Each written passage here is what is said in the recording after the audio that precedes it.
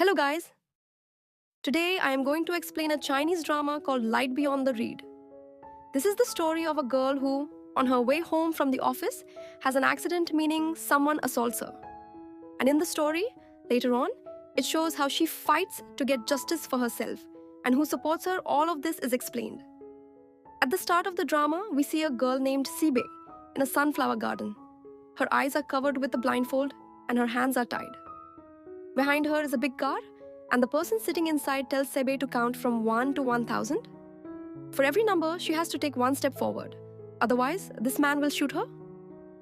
Sibei is crying, and while crying, she counts the numbers and takes one step forward at a time. Sibei is walking barefoot and she is wearing some kind of uniform with the buttons open. It looks as if something inappropriate has happened to this girl, that she has been forced. To know how all this happened, the story takes us back one day. Like a routine, she wakes up in the morning to go to work, gets ready, and has breakfast. But she is very troubled in her life. Divorce papers are lying on her table. We will learn more about Sibei's husband later. Sibei works as an accountant in a real estate company, which is a very strange company. Here, there is a strict morning assembly, like in our schools. Here, all employees do some exercises and promise to work diligently. During lunchtime, Sibei goes to each table and leaves the lunch boxes. When she comes back to her seat, she gets a call from her mother. Her mother tells her that her brother Nianwen has applied for a house loan because he is about to get married and will need a separate house. But he does not have proper income proof, due to which his loan will be rejected. Therefore, you should talk to your manager and get a fake income statement made for your brother to approve the loan. Sibei knew this was wrong and she was not confident in doing it at all. But because there was so much pressure from her mother's side, she goes to her manager Fan Jiancheng and talks about the fake income statement. Manager Fan Jiancheng gets the work done for her. Sibei is very grateful and thanks him a lot. But from Fan Jiancheng's tone, it seems that he also wants something from Sibei in return. Somewhere Sibei also understands it, but she does not say anything. And Fan also does not say anything further because Sibei was already very awkward, like introverts do, pressing her fingers, clenching and opening her fist, etc. In Sibei's company also works with a manager named Chu Chu, who is also Sibei's best friend. Chu Chu works in the sales department and always encourages Sibei to speak up for her rights. One day, her senior leaves the office early and before leaving, leaves a lot of documents on Sibei's desk and tells her to complete them before leaving. This is not the first time she has done this. She never works in the office daily and always leaves Sibei to do the work. And Sibei does not complain because she feels that she is not deserving of this job. And manager Fan Yancheng gave her the job only out of favor. Therefore, she does as much extra work as possible. On the office TV, there is news about a girl being kidnapped. The last time the girl was seen, she was wearing a short skirt and red heels, sitting in a white car. In the office, people discuss this, and some colleagues blame the girl's clothing for what happened. But Chu Chu says clothing has nothing to do with it. But Sibei still tells Chu Chu to wear a slightly longer skirt for safety because the city is not safe. Chu Chu jokes that she has a plan to avoid such incidents. She always keeps a condom with her, so if anyone tries to assault her, she can give it to him. She read online that doing this can protect both against self-protection and victim blaming. She forcibly puts a packet in Sibei's bag and leaves. Now Sibei again gets a call from her mother, who happily tells her that Nian Wen's loan has been approved. In this happiness, her mother invites Sibei and her husband Chinnan for dinner. Sibei feels very troubled because the divorce issue between her and her husband is still a secret. Sibei repeatedly opens her husband Chinnan's chat, but she cannot write anything further. Through a flashback, we learn that on the day Chinnan gave Sibei the divorce papers, she had asked him why he wanted to end their marriage. Chinnan told her that Sibei had stopped living for herself. She was simply living her life under the pressure of others. She was not making any effort in her own life or in their relationship. Chinnan gives her the example of a bulb in their house. The bulb had broken, so Sibei and Chinnan made flower petals from plastic and attached them around the bulb, making it look like a flower. Whenever a petal fell off, they would fix it. Eventually, they stopped fixing it. This was actually like their relationship. They had stopped putting effort into it. Fan Jiancheng announces in the morning that all employees must attend a dinner party with a very important client, Mr. Zhao. Attendance in the morning is compulsory. Previously, on the first day, Sibei's husband Chinnan used to pick her up from the office. But now, since their divorce is imminent, Sibei thinks she should message him that she is going to the dinner. But then she remembers that Chinnan has already left her. We see Chinnan as a mechanic. The garage is his. Outside, heavy rain begins. He thinks about Sibei but controls himself and does not go to pick her up. Anyway, Sibei and the rest of the morning office colleagues go to meet the client. Sibei keeps checking her phone because she is waiting for a message from Chinnan. Meanwhile, the client, Mr. Zhang, thinks that Sibei's attention is not on him and considers it disrespectful. Fan Jiancheng explains to the client that nothing like that has happened, but Mr. Zhang insists that he will only agree if Sibei drinks with him. The liquor is very strong and usually Sibei does not drink. But at this time, she refuses, and if this deal fails because of her company, it could be a problem for her job. Therefore, Sibei has to drink 4 cups of wine. The wine affects Sibei, and her emotions are out of control. She goes to the restroom, and at that moment, her mother calls again. Sibei had not gone home for dinner, so her mother came to her house to bring food herself. There she sees the divorce papers. Sibei's mother has the keys to the house. She scolds Sibei heavily, asking why she hid this from her. At that moment, Sibei is not worried about herself, but shouts at her mother, "How do you care about me? Whatever is happening to me, I wanted this. You do not care about me at all." Chuchu, who had come to comfort Sibei, also hears all of this.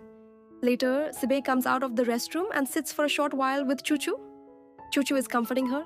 Then Mr. Fan Jiancheng also arrives and apologizes to Sibei, saying that she had to drink because of the client's insistence. Sibei is very emotional at that moment. She holds Mr. Fan's hand and thanks him for keeping her in this job even though she was not qualified. "You are good. I will be grateful to you," she says. After this, all the morning employees return to the room where the client, Mr. Zhang, and the other colleagues are seated.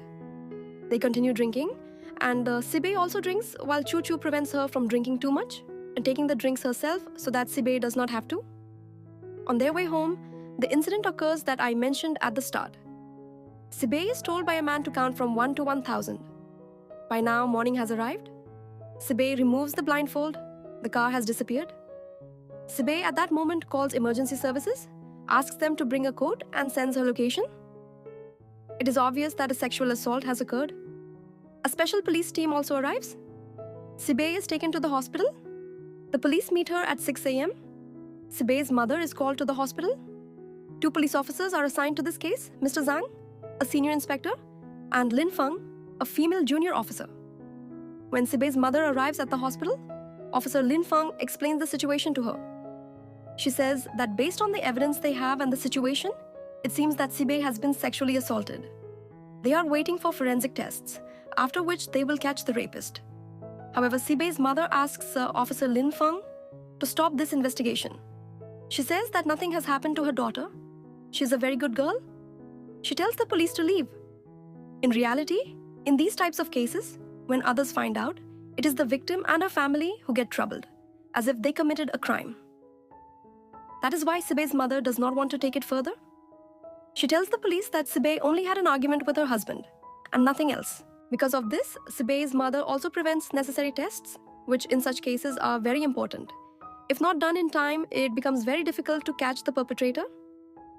Sibei's brother, Nian Wen, who had just gotten his loan approved, is a lawyer. He recently graduated. He also comes to the hospital. Junior lawyers usually visit hospitals to find victims and take such cases, but Mr. Zhang stops him. Sibei, inside the room, is very emotional.